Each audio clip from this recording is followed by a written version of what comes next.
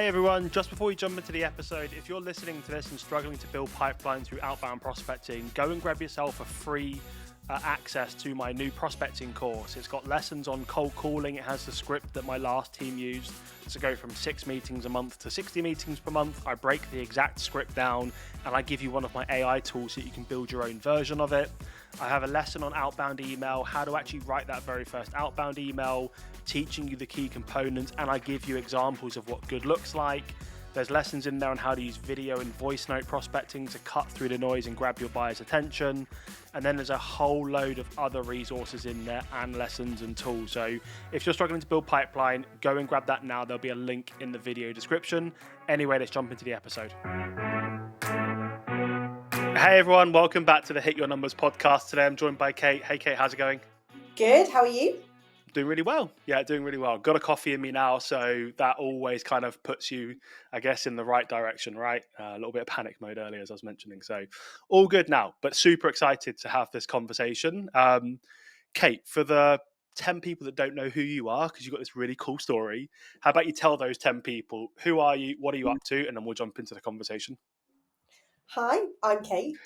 First and foremost, I'm mum of two. So I've got two littlies. I've got a 7-year-old and a 4-year-old. So I'm a commercial leader, but I'm also a busy mum as well. And I think it's important to kind of call that out. But yeah, I've had a really varied background, but I've been in sales for about 15 years now. And I've done varied roles. I was previously regional director at Salesforce, and I've just moved to Multiverse. And I'm building a team of salespeople, and I'm really excited to talk to you today about sales and leadership and why I think it's a really exciting time to join my team. Yeah, me and Kate had a very quick chat before hopping on, and her story is so cool. And Multiverse, I'm just seeing them everywhere. I know people that have been through the interview process and had a lot of really good things to say as well. So yeah, if you are listening, go hit Kate up on LinkedIn. But remember, we're salespeople, so don't just send a CV and say, "Hey, here's my CV. Add some value. Bring your POV, bring your point of view on why Kate should have a conversation with you." Cool. And 7 and 4. So I've got a 22-month-old boy. So I'll definitely be tapping you up for advice on balancing sales leadership, running teams, and also dealing with the different stages of his journey he's going through. Because I feel like we've been through about 7 or 8 different stages already. He's in that no daddy, yes mummy, but no daddy stage now. So it's good fun. It very shortly just becomes no. Yes. Yeah, he's got the face. The face Yeah. is there for. He's still addressing us. Soon it's just going to be I'm going to bog you out and just say no and just stay down. So Teenagers are a real thing. The slamming of yeah, doors happens at 3, blows my mind. But yeah, anyway. he can't. He's so close to reaching them. Ah, So we're not at that stage where he can open them to slam them. But there'll be that time. it's coming. Yeah. It's coming. I'm ready for it. It's like an objection. They're coming at any time. I just embrace them. I'm ready for them. It's never going to be a surprise. Right. So you've got a pretty cool story. I want us to kind of start there, if that's okay, because as you know, we were introduced by one of my customers who was like, "Hey, you've got to interview Kate on the podcast. Her story is like one of the best." When you told me about it, I just thought it was awesome. And I just do feel like that is sales, right? And it's about going out of your way, just going the extra kind of couple of yards to make a big difference. So tell us about the story. Like, how did it happen? Like, take us through the journey end to end. It's really cool. Okay, so this is a story when I was in my role at Salesforce, and I've been on maternity leave. So I've been out of the business for quite a while, and I come back in the middle of the year. And any salesperson will know it's really hard to join at the beginning of the year because you've missed all that like discovery time and roll up time, and you join back in the middle of the year, and obviously brand new baby. And I walked into this totally fresh patch. Like the patch I'd had before I got on maternity leave had moved to a different team. So I had a new manager, completely separate team. And I inherited an account, which is Avon Cosmetics. And we kind of joke about it, but nobody else in the team had wanted the account. It was sort of an account that had been ignored by everybody else, and they'd left it for, Kate will pick that up when she comes back on maternity. And the reason they'd left it is because it was a really struggling business. You know, the heyday of Avon knocking on doors back in 2011, I think the global revenue was about 9.4 billion. So, you know, they were a huge, huge business. And with COVID and various other things, the business was really, really struggling. And therefore, as a SaaS seller, trying to get them to invest in like expensive technology was just not a priority in their business, and they were just not open to having any conversations, and we were really being ghosted by them. So yeah, so that was my setup. I came back from maternity leave into an account that didn't want to talk to us, on paper didn't want to spend money, and I had a big target that I needed to hit for the year. And I was thinking, how on earth am I going to do this? And I hear a lot, particularly you know, as now a leader, hearing people saying, "Oh, it's my patch. My patch hasn't set me up for success." And I do believe that there is an element of that, but I also very firmly believe that we have to find ways to win, and we have to make our own luck, and we have to make our own engagement. So, sat in that scenario, it occurred to me that I could take one or two routes. I could just kind of give up on the account. At the time as well, Salesforce was starting to really look at like redundancies and performance, and you know where the business was going and who was in the business and who was out of the business. So there was a lot of pressure in terms of, am I going to be in this business? Am I going to stay in this business? Am I going to be successful in this business? How am I going to make it work? So the approach I took was to really lean into my customer and figure out what it was that we could give them, or we could work with them, that could really add value to them, rather than that kind of generic, "Oh, hey, I've got this product, I think you should buy it," you know, but like really, really get under the skin of building this business case as why do they need to buy this product? Why is it a burning initiative in their business that everything else is failing around them, but they have to drop all of that and they have to buy Salesforce? And there was only one way that I could figure that I could actually get to understand their business well enough to do that. And that was to sign up to become an Avon rep. So I signed up to become an Avon rep, and I took a quarter and I built my Avon business. And so I literally signed up, a box of stuff arrived, physical paper brochures and a few sample products and, you know, order pads. And I kind of set up an app on my phone, and I started going around selling products. Like literally turned up at the school gates, my son's nursery, going to the nursery and like talking to parents and being like, "Hey, all my friends and family," and a lot of my friends were like, "Are you okay? You're having a tough time. You're kind of working two jobs and you're selling makeup. Like, do we need to check in on you? Are you okay?" And actually, through the process, I totally fell in love with Avon. I thought, oh my gosh, this is an amazing brand. And they are the original women in sales. You know, they're like knocking on doors, selling their products, really passionate about beauty, really passionate about what they do. And I totally like got into this business and I built it. And in my cluster, I got like top 20 rep, 25th rep or something. I like flew in building. So I was, and you know, doing my day job at Salesforce, but also developing this business. And also, full disclosure, I didn't take any money from it. All the money went to charity. So I was very transparent with everybody, but I think it's important to note. And when I went back, you know, then at Salesforce and thinking about how we could talk to Avon, it really became clear to me that I built my business so far in so many ways, but if I had this platform, if I had this tool, if I had this, I could have built it so much faster and so much better. And I had a really, really strong perspective. So then the challenge was, how do I take that perspective and take it to Avon, bearing in mind that we've been blocked left, right, and centre, all the traditional routes. You know, I was struggling to find a champion. I was struggling actually to find anybody to talk to us at this point, even a coach or anybody in the business. So I decided to email the CEO. So I emailed directly Angela Cretu and just said to her, the title of the email was something like, "I'm a rep and I want to help." And I was very transparent, said, "Look, I work for Salesforce, but I'm also a rep for your business. Here's what I've learned in the last 3 months." And that was the other thing. I think the fact that I'd done it for 3 months built credibility. It wasn't like I've tried this for a week and I couldn't sell anything. I couldn't sell anything, but I like this lipstick, you know, can I have a discount? I'd really like lent into it and gone through the stages, and at one point I got to a gold rep, which is actually like quite an achievement to get to that level. So yeah, I really lent into the process, emailed Angela Cretu, who was the CEO at the time, and just said, look, I really know your business. I'd love to have this conversation with you. And it took her 40 minutes. I sent it in the evening. I sent it about 6 o'clock. And at 20 to 7, she replied to me. And I was in the kitchen. I remember this so vividly. I was trying to feed my son a yogurt, and I saw this email come through, and I dropped the yogurt. I was just like What the completely hell? blown away by the fact that she'd responded, and I was kind of like trying to read the message on my phone and clear up the yogurt and feed my son, and it was like this chaotic moment in my life that I will never forget. And the email said, I want to talk to you.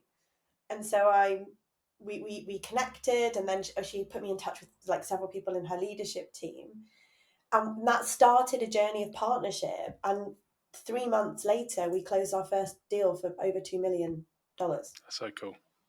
Yeah, and That's then we so went cool. on, and we sold multiple other products, and we built it. And I carried on being a rep. That was the other thing that's really important, is that I didn't just do it to close the deal. I did it like with a level of authenticity and kind of like meaningfulness that took the deal through the journey. And as we kind of grew and developed, continuing to be a rep, I was able to then kind of pull out other areas of the business that we could work on and facilitate. And then the following year, yeah, we had another amazing year, and I did 400% of my number that year. Wow. So yeah, I think it's a lovely story. It's a story of resilience. It's a story of creativity. It's a story of just finding a way to win and keep going. Yeah. And curiosity, and actually doing what sales is all about, which is becoming a strategic partner and a problem solver. Like I say this all of the time. I felt this when I was a VP. You spend so much time in the business, not so much working on the business, because you're in the business a lot. And what you were able to do is actually like just move away from quotas and territories and all of that, and actually think, hey, like what is my point of view? Like, how can I develop this over time with Avon, and then package it up in a thought leadership, strategic advisor way, and not only just get somebody in the executive team, but to get the CEO of $1 billion+ business to be like, hey, 40 minutes later, not like, hey, not interested or unsubscribe or ignoring you. It's like, hey, when can we connect? Yeah. And what did that account turn into in the end? Like, how much? What's Avon worth now to Salesforce? Can you remember? Well, Avon sadly have gone through a really difficult journey, but at the time we closed. I think the total contract value of the account was over 20 million. Yeah, that's so cool. Like, and that's just the classic AE world we live in now, right? Where people just blame and whinge and bitch about territories and things like that. But like I remember when I was at BT, my patch was Portsmouth to Brighton. If anyone's ever driven from Portsmouth to Brighton, you'll notice it's pretty much all coastline and like the Yeah, odd industrial estate with like a MOT garage. Yeah, yeah, you right. try hit a massive IT quota in that patch is tough, right? So you just had to get out on the ground and be on the industrial estates and like not break in, but like sneak into buildings and have a little poke around, walk the corridors, and just like look at what's on the desks and things like that. But You had to do that stuff. that 100%, and I think COVID has broken that a little bit, because I think the most powerful way to build champions and your customers, be with your customer.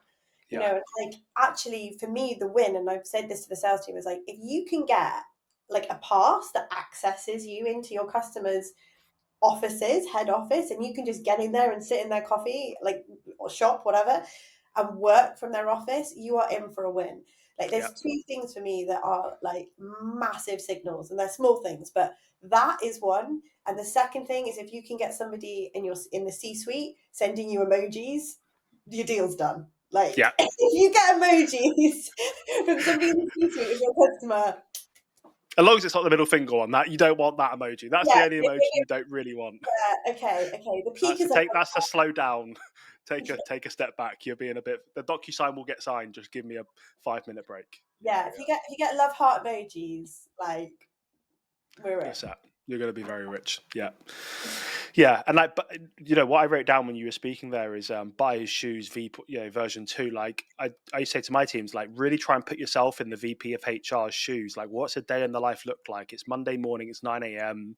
You know, maybe like you've had a tough week last week with, retention or whatever it might be, or the board conversation didn't go well. Like put yourself genuinely in their shoes. Like, and close your eyes and try and picture that. Like, what have I got to do today? What does my desk look like? Like HR typically, our back office, they're stuck being transactional. They want to be transformational. Like all of these kind of things. We used to speak like that because we used to invite them to like lunch and learns, or like we would go and like spend time with them, and then we would just listen and write stuff down. Like when you're talking, like when I'm interviewing people, when I'm selling, like I try to not write everything down, but I do think these note takers as well are kind of hurting us. Like I try and like write the words you're saying, so I can like hit a replay and be like, so it sounds like this. And again, like I build trust because I'm listening and I'm present and paying attention. And I just think like what you've done there is like version 2. Like you've actually become the customer. Like you're out there.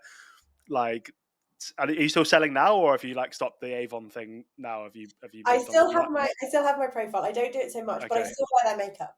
Yeah. This is There an we Avon go. face, so yeah, I'm There we still. go. This is not an Avon face. I'm not a good buyer for you. Don't sell it to me, please. James, I can hook That's the you only up. reason you're here. I Yeah. can hook you up. Okay, great, good. As long as I get a kickback, I'm good. I'll partner up.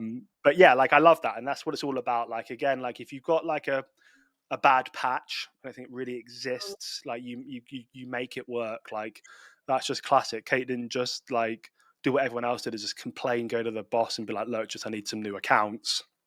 Like, let me just have a crack at this thing. Let me just see where I land in 6 months, but let me kind of get into the customer's shoes and see what we can do. And not, you didn't close a 20K deal, you close a monster, and then you close a couple more by the sounds of it. And that's just like testament to like, your craft and curiosity and intelligence and desire to win. And I just feel like I don't know about you, but I remember when I got into sales, like that, the sales floor just stunk of that stuff.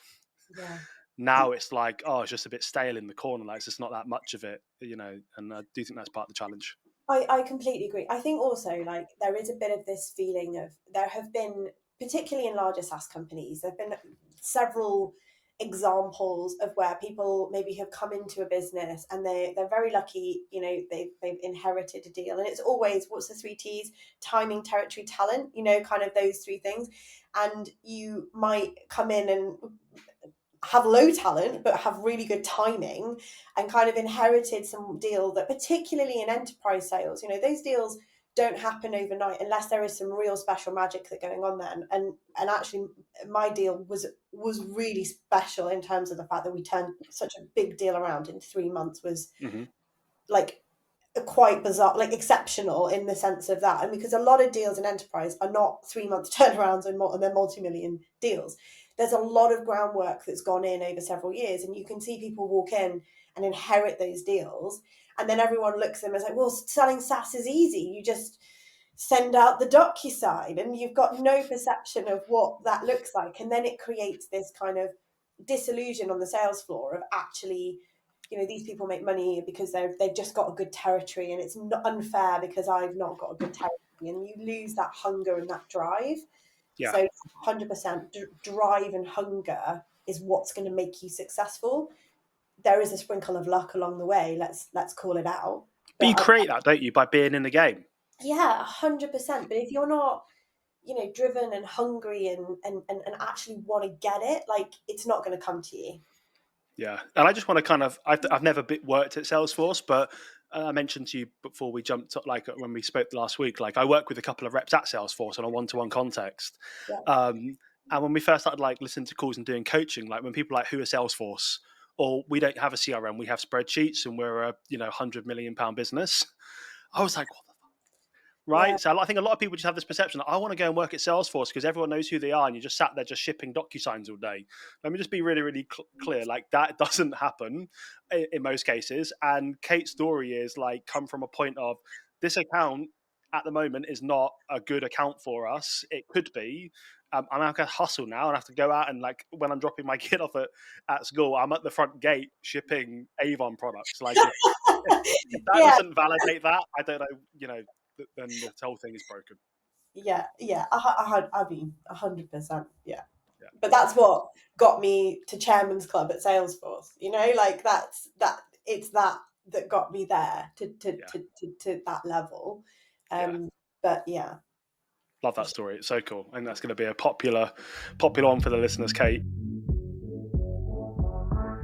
So we've built the leading skill optimization platform with 400 plus sales lessons, 12 courses from prospecting all the way through to late stage deal negotiation and more, one-to-one sales coaching and AI sales assistance. And I want to give you 7 days free access to the platform.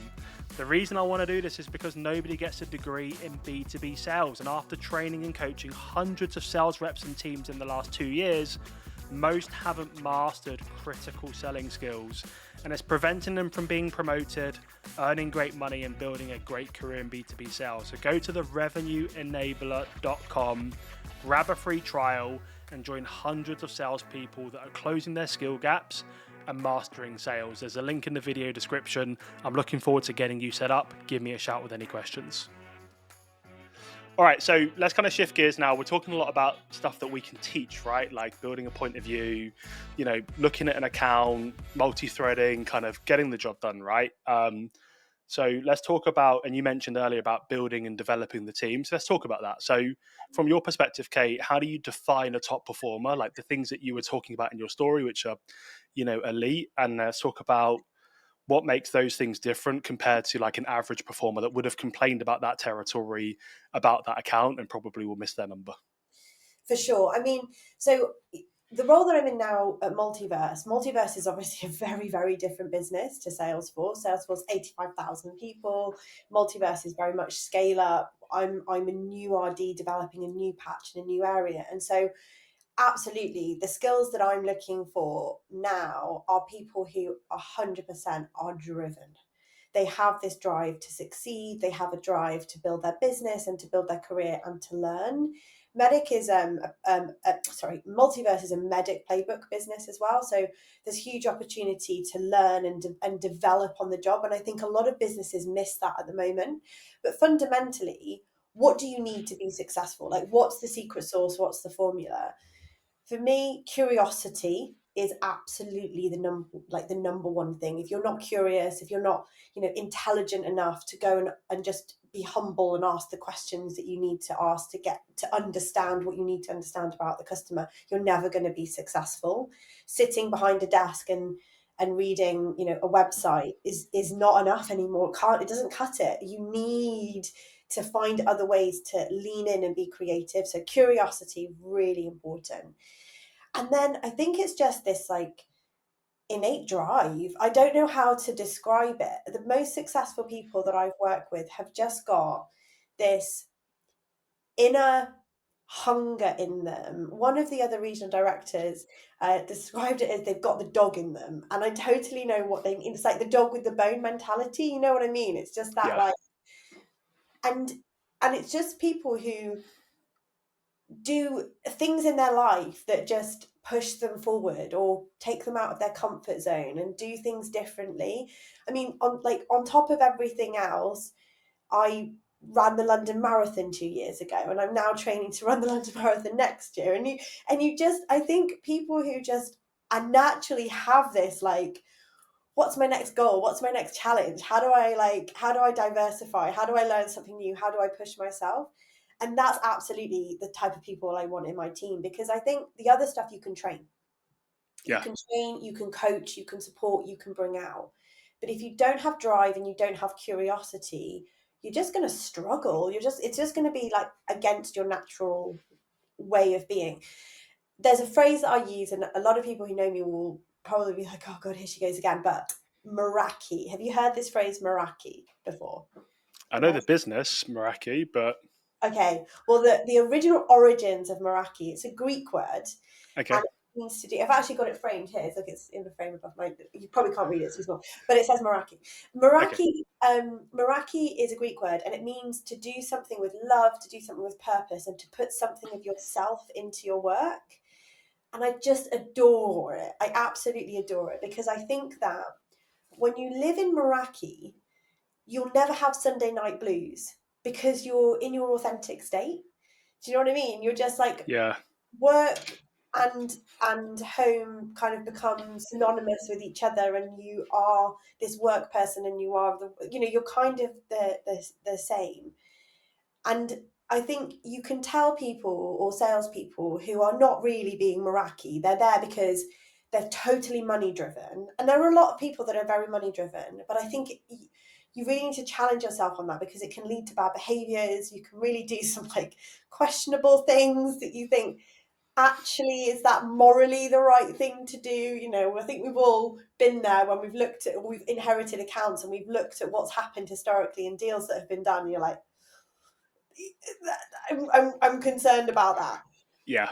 But if you're really passionate about what you do and you bring your true authentic self to your work, it shines in everything you do. And you're just in your natural state, and you can grow and you can challenge yourself, and everyone makes mistakes. I embrace mistakes. I think actually failure means you've learned. And in a previous life I worked for Dyson, and that's one of the wonderful takeaways that I have from Dyson, is that James Dyson always talks about, let's celebrate failure. I mean, when he was building the vacuum, I can't remember how many thousands of iterations he failed before he finally made the first bagless vacuum. But that culture of let's fail is actually really, really exciting, because Yeah.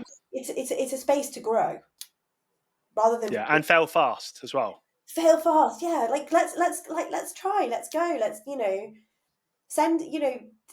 People sit in fear too much. Oh, I'm scared to send that email. Oh, it's scary emailing a CEO. Oh, I don't want to send it. And I think if you are being authentic in what you're saying, if you've really like thought about what you want to say or why you want to say it, you're not going to offend anybody, but Yeah. you've got to bring this essence of yourself, and that's something that AI can never replace. So I'm big AI advocate, by the way, huge AI advocate. But I think AI is just going to enable us to be more Meraki. Yeah, million percent. We'll get to the AI piece, but I agree. Like I've been nerding out on like custom GPTs, and now I'm vibe coding. I'm running down here in the morning. I'm running back after I put my son to bed. I'm down here till stupid o'clock at night because it's just so like powerful. We'll get to that maybe a bit later, but I wrote down kind of 4 things here. You're absolutely spot on. The driven piece, build their business. I used to say to my teams, like, it's almost like the McDonald's franchise business. We're going to give you the burgers and the chips and the branding. You just need to go and find a spot, put the building up, and then just go sell a bunch. Right? Like we've done the hard stuff now. You need to just go and run your business. And that's like mini CEO mindset. Here's your 100%. quota. You need to get to this number to keep the lights on. Here's a product. Here's some training. Here's your territory. These are the accounts you can go after. Let's go make it happen. Let's get gritty. Let's get accountable. No excuses. We'll figure it out. Like open, honest, like raise your hand if you've got any challenges. I want to know now so we can set you up for success versus 9 months into the year when it's too late to turn things around. So important. And when you said curiosity, I love that. And it just drives me wild because so many people are like, oh, we need curious sellers. And I'm like, cool, can you just walk me through your recruitment scorecard and how you test for that and validate it? And they're like, I've got to jump on a meeting now. I'll catch up with you later, because they can't, right? And Yeah. I like the way that you're like talking about like, be humble, no, like somebody had to figure this out one day, and the only way they did it was by asking loads of questions and like challenging themselves and challenging others in a professional way. Why do we do it this way?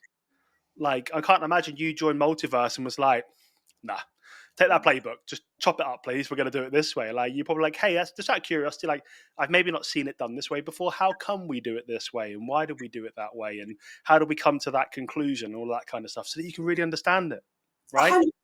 And also, I'm learning loads. Like, I do not by any extent claim to be like, oh, this is the way you do it, and then that's it, I'm done, happy days, I'm retired. Like, absolutely not. Like, I am also constantly learning and growing and developing. and that's the awesome thing, right? We're all figuring it out together. I Yeah. don't even the people that you look at that you think, oh, they're top of their game, they're top of their game. Nah, they are just learning and they've tried something and it's worked. But Yeah. how many times have they tried things in the past that have not worked? Like Yeah. there's always, an overnight success, and you never see the years of work that's taken to that one night to make them successful. Yeah, and that's one thing that when like, someone was to ask me, what do you think makes a difference between a top, like an elite sales rep and like an average? I would say like an obsession with learning. Like I pretty much fell out of school, didn't have the best start. You'd probably tell if you saw any of my LinkedIn posts, like the grammar. Thank God for Grammarly, best $25 I ever spend. So one thing I did was I just became obsessed with learning. Like you'll never see me in the evening on Netflix, or I don't have any social media apps on my phone other than LinkedIn. It's just and most of the time I delete it because it just drives me insane. I'm just always head in a book or listening to a podcast or trying to learn something and trying to acquire new skills, develop those skills, take them to the next level. And I think that's what helped me get to VP by age 30 and have all of the proof points that I've done great things, because when everyone else took their foot off the gas and made excuses, blamed the economy, blamed COVID, blah, blah, blah, I was like, cool, these are the cards I've been dealt. How do I turn them into aces? Because they're currently a 7 and a 2 and it's not going to win me much. And I just became obsessed with it. And I still do to this day. Like, I'm obsessed with AI, loads of different things. Now, the business that I run, how can I execute a workshop more effectively? If I'm building a learning path, like we're going through a big medic overhaul at the moment, like how do I simplify it, make it more valuable, easier for me to translate into their world so they can kind of plug and play? These are all just new skills that I'm learning. And if I don't, I'll stand still and everyone else will, or other people will overtake me, right? So I do see that a lot in high performing sellers, is they're just obsessed with becoming great.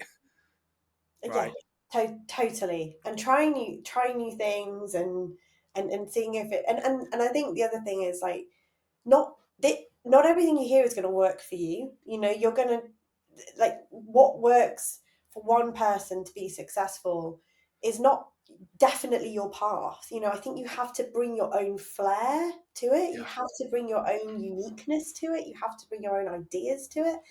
Otherwise, it's not authentic.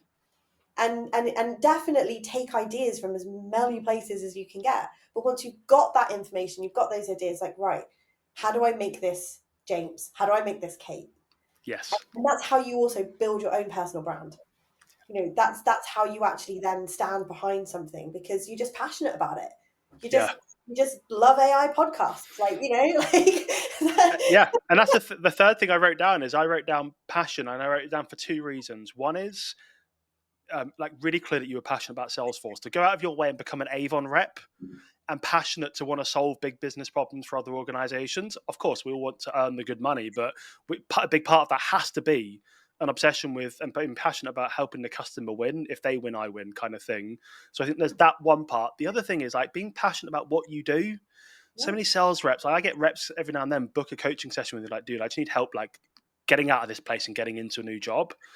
And I'm like, okay, so what are you excited about? Like, what fires you up? What gets you out of bed? I don't really know, but I know that MongoDB pay really really well. I'm like, forget about the money right now, dude. Yeah, Like, yeah, that's not going to help you.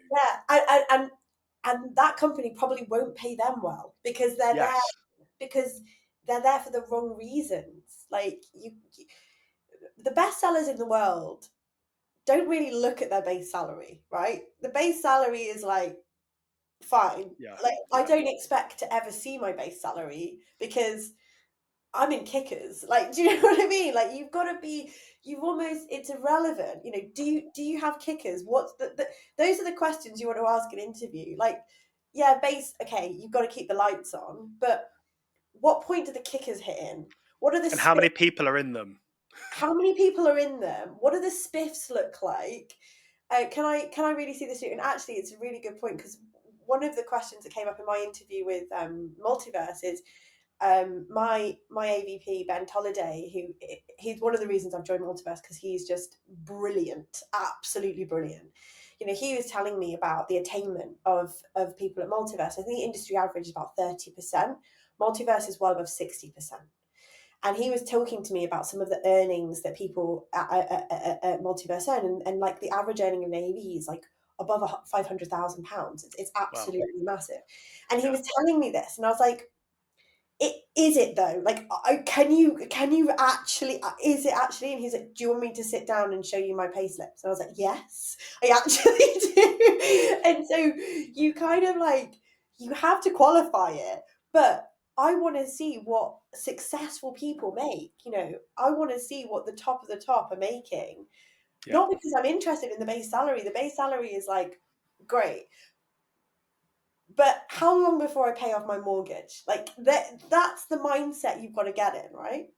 Ask people for receipts. You're about to invest way more than those 40 hours every single week into it. Like, Yeah. I always come out of some really wild claims. I've got all the screenshots from the HubSpot dashboards or the Salesforce dashboards or whatever, right, to back it all up. Ask people, and if they're legit, they can go, hey, look, let me just open up the Google Drive, buddy, and I'll show you how many do you need to see, right? And but your job, if you want to not fall into that trap, your job is to qualify, Yeah, qualify the opportunity. and be curious, right? Be Yes. curious. Like, is it? Can you really? Yeah. Yeah. Tell me more about that. Yeah. And the last thing I think what you mentioned there around that email to the CEO, and I think yours with the Avon CEO, I just wrote down back yourself. Like I believe in my ability 100%. Even if I'm not ready to do that, I just have such confidence in my ability that if it goes downhill, like there's a learning opportunity there for me, and it'll just make me even better next time I do it.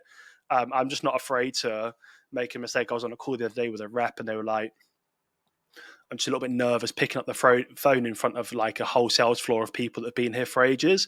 I'm like, dude, you just got to do two things: practice the hell out of what you do, so you get over that quickly, and two, every day just write down your goals and forget who those people are. Like I go through the pain of like making, not so much now, but I went through the pain of making those cold calls and all of that rejection because I wanted to build a career, earn great money, build financial freedom for me and my family, and go do whatever we want. Like I just didn't care what anyone thought. If they wanted to laugh, cool. Like those people that laughed at me, that got into the office early, I was in the meeting room role playing with myself. They're in those exact same seats, Yeah, right? And you just got to get over that, back yourself, and just move forward. I completely agree with that. I inherited a team at Salesforce who had historically not performed particularly well. They'd had about 3 years rolling off around 80%. Like, I mean, not bad performance by any stretch, but you know, just kind of like Mm-hmm. couldn't seem to get past this kind of like 80, 70, 80% years.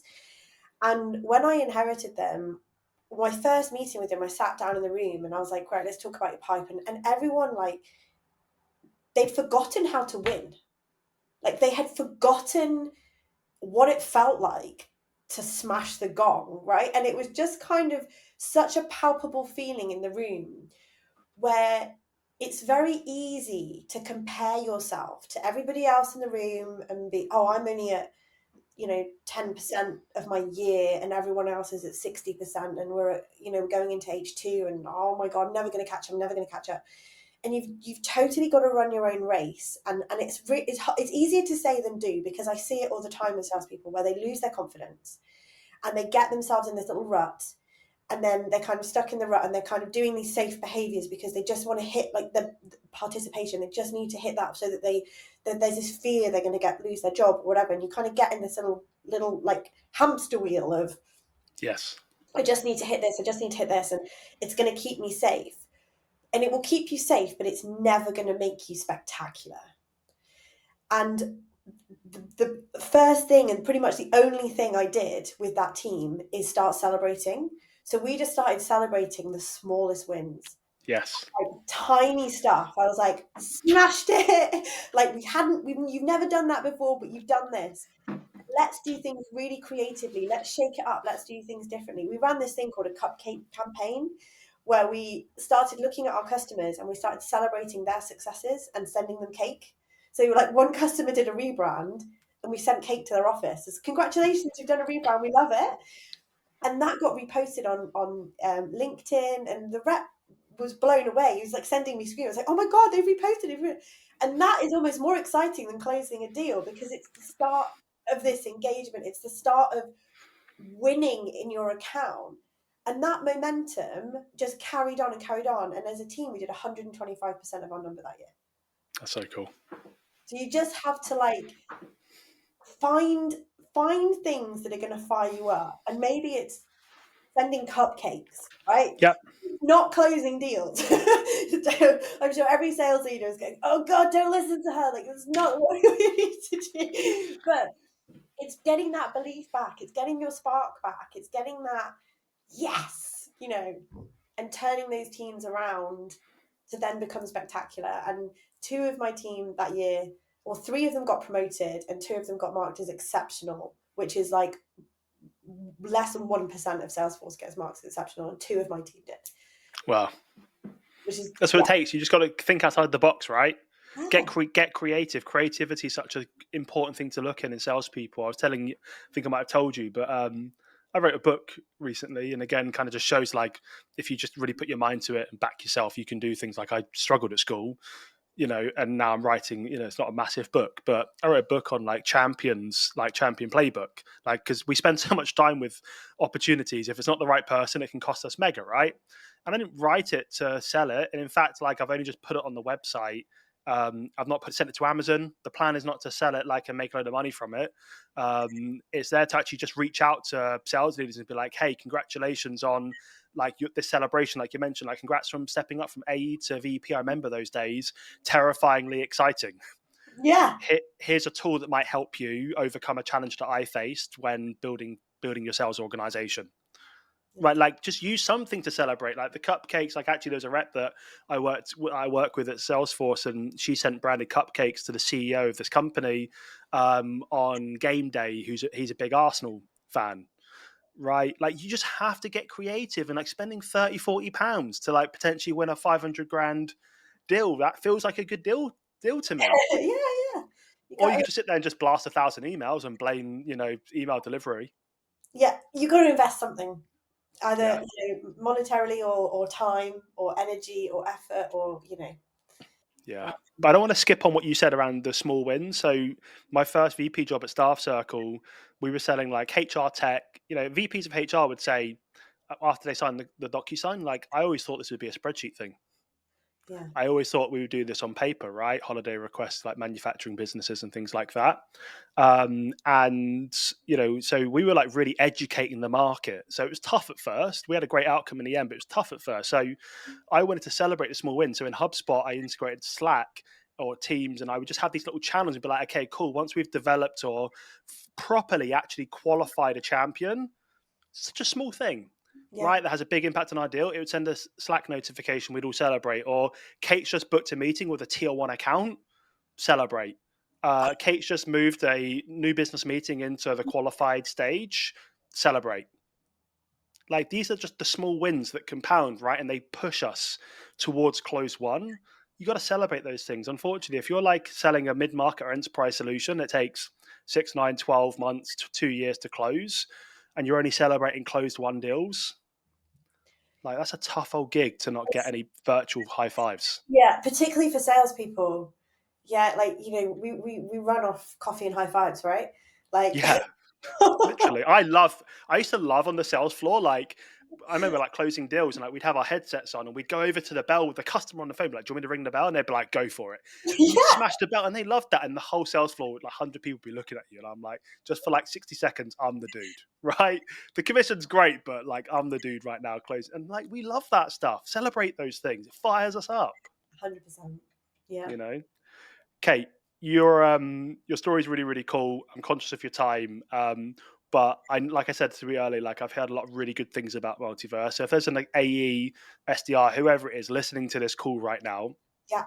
um, why should they, you know, put their name forward? Why should they reach out to you and have a conversation? What's special about Multiverse? Well, so if you're somebody that has got the creativity and the drive and the hunger, then please, please, yeah, send me a message. Why should they join Multiverse? I mean, it was a big decision for me to leave Salesforce. I think, as you've already called out, like I love the place, and I still love the place, and I've got great relationships there, and people there are just amazing.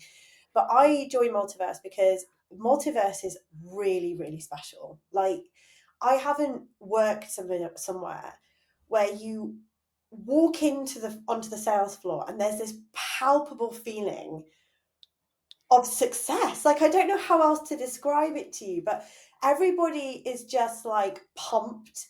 And the first 2 days, I physically had to run to catch up with people to go into meeting rooms. Everyone like walks at this like mission pace.